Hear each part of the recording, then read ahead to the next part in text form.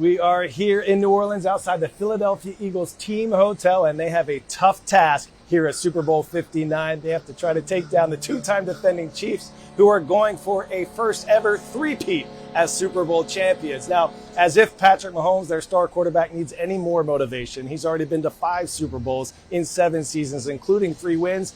Found out just a bit ago that he does have some added motivation this time around. His newborn baby daughter, Golden.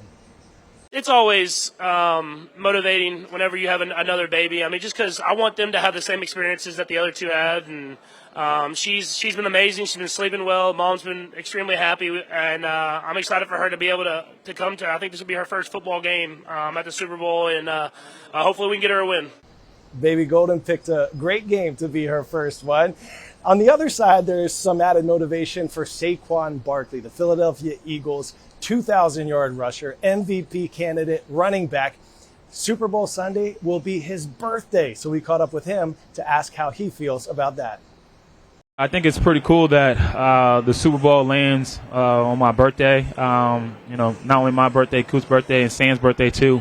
But yeah, I don't think winning the Super Bowl on your birthday, or whether it's the day before or the day after, I think just winning the Super Bowl in general is such a cool moment, and it puts you in football royalty, and it's something that you want to accomplish since you're a little kid. So whether it was on my birthday or not, to be able to win it would mean everything, would mean the world.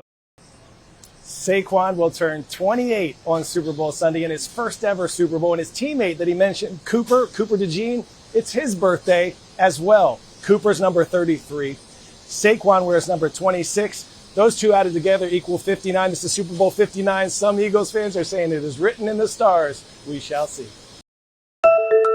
El presidente de Estados Unidos, Donald Trump, planteó el martes que Estados Unidos se haga cargo de la franja de Gaza después de que los palestinos que la habitan sean resentados en otros lugares, para así desarrollarla económicamente. Durante una conferencia de prensa conjunta llevada a cabo en la Casa Blanca con el primer ministro israelí Benjamin Netanyahu, Trump propuso que la reubicación podría darse en uno o más sitios que sean financiados por países de interés con corazones humanitarios. Mencionó a Egipto y Jordania como posibles lugares de destino de los palestinos. Trump además señaló que Estados Unidos se hará cargo de Gaza de manera responsable para eliminar las municiones sin explotar y reconstruir Gaza para convertirla en una meca del empleo y el turismo, prometiendo convertirla en la Riviera de Oriente Medio.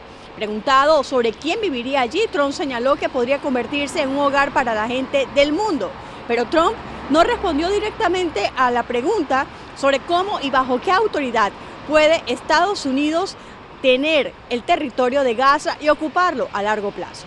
Además, que ha gobernado Gaza durante la mayor parte de las últimas 2 décadas y ahora está restableciendo el control allí, rechazó de inmediato el martes una reubicación masiva, y Egipto y Jordania rechazaron la idea de recibir una gran afluencia de palestinos.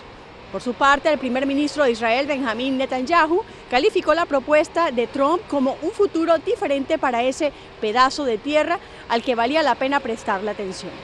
Desde Washington, Sofía Pisani, de La Voz de América para Telearuba.